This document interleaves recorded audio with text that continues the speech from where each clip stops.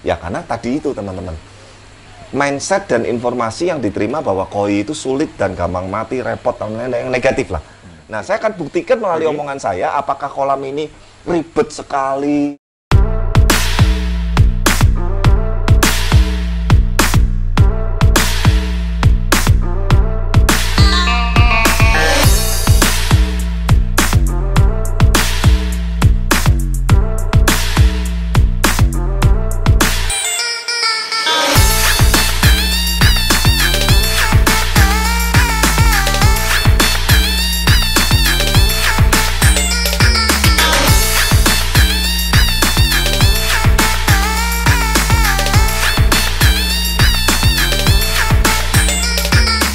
Oke, selamat siang teman-teman, ini udah siang.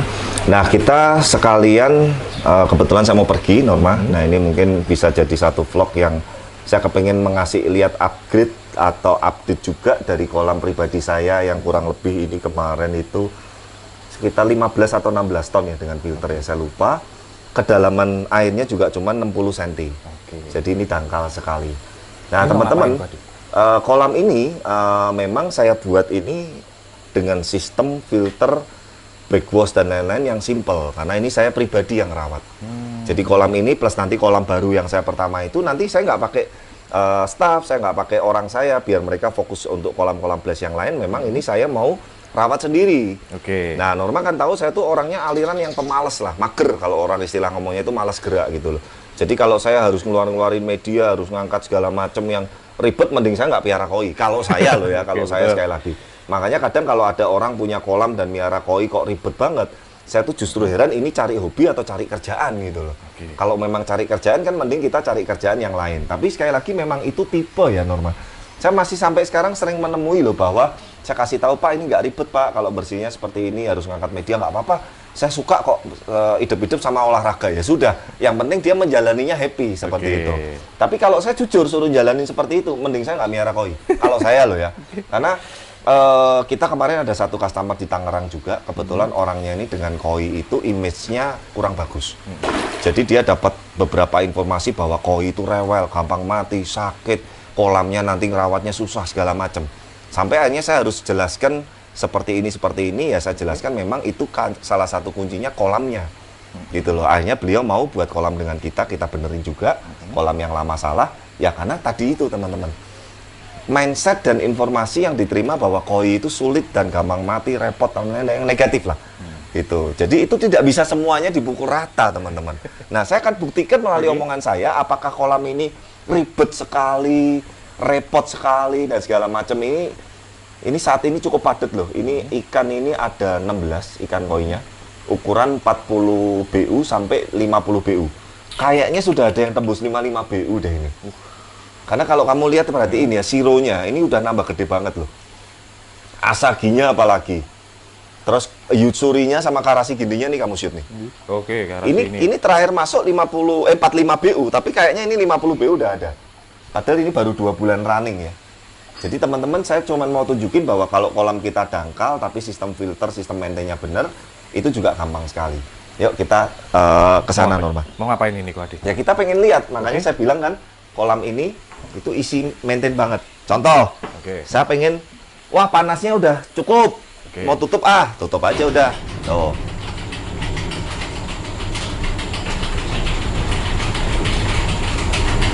Nah, jadi kalau panas atau hujannya terlalu ekstrim, kita bisa ngelindungin kolam dan ikan kita, kanopinya kita tutup.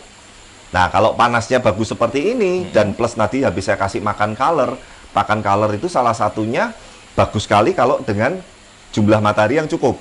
Nah, tapi sekali lagi kalau nanya, Pak, ini pakannya mereknya apa? Bukan, teman-teman. Jadi begini, sekali lagi saya tuh nggak pernah ngomong bahwa pakan itu jelek, enggak. Tapi pakan itu bukan faktor utama yang mempengaruhi kualitas ikan. Nomor satu ya bahan ikannya itu sendiri. Ya logikanya kalau cuma modal pakan yang bagus doang, semua ikan bisa jadi bagus begini. Semua ikan bisa Grand Champion seperti yang di show. Nggak ada ikan mahal, Norma. Beli aja ikan murah yang 10 ribuan, dikasih makan ikan bagus, bisa champion semua. Kan nggak bisa. Jadi pakan itu buat saya, kalau teman-teman nanya pakannya apa, itu keliru. Tanyanya gimana memilih ikannya, gimana merawat airnya, gimana sistem kolamnya, itu yang paling benar. Nah, kalau kita mau nyiramin tanaman juga gampang, Norma. Oke. Nah, Langsung spray nyala. ya spraynya nyala. Kalau panasnya agak banyak seperti ini, biasanya memang spray ini saya nyalain sekitar kurang lebih 2-3 menit. Supaya bongsainya kena, kemudian area sekitar sini kamu kerasa nggak jadi adem juga? Lumayan kok. Ya kan? Nah, otomatis buat suhu air di kolam ini pun dia juga nggak terlalu panas-panas amat. Gitu. Set. Udah, cukup, kita matiin. Sesimpel itu. Ya. Nah, ini karena memang saya masih butuh sinar mataharinya, kita buka lagi aja. Oke, nah sekarang kita backwash. Loh, ini katanya Nah. Ko Ade kan mau pergi, ntar lama Ko Ade. Ya inilah. Makanya kalau saya bilang, kalau aliran saya itu aliran simple, aliran gampang yang cepet. Oke. Nih, saya sedikit jelaskan ya. Ini ada 6 chamber. Mekanik, sikat brush, jet mat, biologis, mekanik, jet mat, biocube, air bersih, bottom drain utama. Oke. Nah, biasanya yang saya otak-atik cuman jet mat sama sikat brush. Oke. Nih, ini karena pakai pompanya di apa namanya? Selokannya itu lebih tinggi dari kolam, kita pakai pompa backwash. Tuh. Nah, tuh coklat-coklat kan? Kolam ini 1 minggu cuman backwash 2 kali. 1 minggu 2 Ya, kali. 1 minggu 2 kali. Nggak usah lama-lama, pokoknya semburan airnya udah mulai bersih, udah mulai amoniaknya berkurang, kita tutup. Biasanya 1-2 menit. 1 menit aja lah cukup, nggak usah sampai 2 menit. Udah selesai, kita tutup.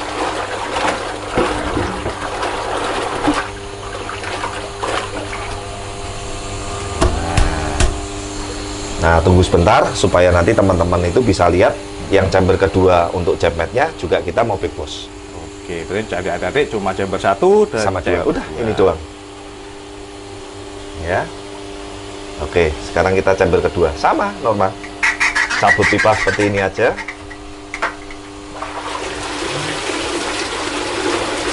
Oh, lebih bersih. Yang benar seperti itu. Jadi semakin ke belakang, contohnya chamber 1, 2, 3, 4, ke 5, semakin ke belakang airnya harus makin bersih. Gitu. Nah, kalau ini udah bersih ya nggak usah lama-lama, kita tutup aja.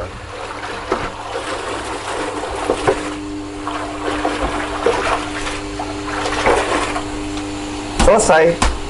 Dah, kita balikin. Oke. Dah, berarti cuma gitu aja. Iya. Nggak ada 10 menit nih teman-teman. Nggak ada. Backwash mau ditinggal pergi. Makanya kalau saya ngerawat kolam seperti ini ya masih oke. Tapi kalau saya suruh ngerawat yang ribet-ribet, mending saya nggak miara koi lah. Tuh. Dan ini saya lakuin sendiri ya Norma ya. Sekali Oke. lagi saya nggak pakai bantuan orang saya. Nih, pompa matiin, airnya lain. Dah, Nah, selesai. Lihat tuh. Ikannya juga seger, lincah. Ya, kita kasih makan yuk. Biar teman-teman lihat. Adik. Ini saat ini 1 hari 1,5 on. Sudah saya naikin setengah on. Ya. Jadi 1 hari ini sekitar kurang lebih 1,5 on saya bagi 3 kali. Biasanya siang seperti ini, pagi sama sore terakhir. Malam saya udah stop makan. Malam ini biasanya case khusus untuk yang memang kadang perlu ngasih becem atau apa, itu biasanya malam. Nah, ini saya kasih pakan es karena banyak tamasaba kecil-kecil baru. Tuh. Pergerakan ikannya juga oke. Nafsu makannya juga bagus. Bening kristal airnya, mecernya juga enak banget. kelihatan Buih nih. busa nul, nggak ada buih sama sekali. Nggak ada busa sama sekali. Nah, waktu awal-awal wajar karena itu kolam baru. Jadi buat teman-teman yang kolamnya masih baru, kalau ada buih-buih busa itu wajar. Nanti kalau udah makin mecer, pasti makin bersih. Nah, kecuali kalau udah sebulan, 2 bulan tetap berbuih, berarti ada yang salah. Ada yang masalah. Gitu. Nah, inilah teman-teman yang saya bilang bahwa kalau kita bikin kolamnya bener ya rawatnya gampang. Gampang sesuai. Saya lakuin sendiri semua. Jadi nanti 2 kolam ini yang rawat saya. Ya karena ngerawatnya cuma nyabut pipa, nyalain keran. Nyabut pipa, nyalain keran. Dan nggak Nanti butuh waktu lama. Ya, ini sudah jalan 2 bulan, backwash besar belum. Nanti setengah tahun baru backwash besar. Nah, kalau backwash besar saya biasanya panggil anak-anak blast. Oke. Karena bantuin bukain bukain medianya kan lumayan tuh, bukain Oke. tutup filternya, kemudian nyemprotin dari atas. Itu pun tapi tidak mengeluarkan medianya loh sekali lagi ya. Enggak. Jadi ngangkat media yang dari chamber nggak ada. Oke. Nah, tapi sekali lagi, jangan nanti apa yang saya sharingkan ini dimakan mentah-mentah. Karena spek isi media, spek filter, kapasitas filter, sistem flow filternya, double wall-nya, sistem backwash-nya itu kan tiap orang beda-beda. Benar. Gitu. Jadi teman-teman sesuaikan dengan di tempat dan kolam masing-masing. Nah, demikian Norma, semoga tips salah satu untuk merawat kolam koi kesayangan kita ini bisa berfungsi atau bisa bermanfaat. Dan sekali lagi, backwash itu selain membuang atau mengeluarkan amoniak yang kotor di kolam, backwash ini berfungsi juga sebagai water change atau pergantian air secara rutin. Dan itu kalau di mesin unit RDF sudah dilakukan oleh si unit mesin RDF-nya. Karena ini manual, ya dilakukan oleh tadi cabut pipa, nyalain keran untuk dripping air baru. Ya, semoga tadi videonya bisa bermanfaat dan menginspirasi. Jangan lupa dukung terus channel kami, like, comment, subscribe, dan sampai ketemu di video-video berikutnya. Bye!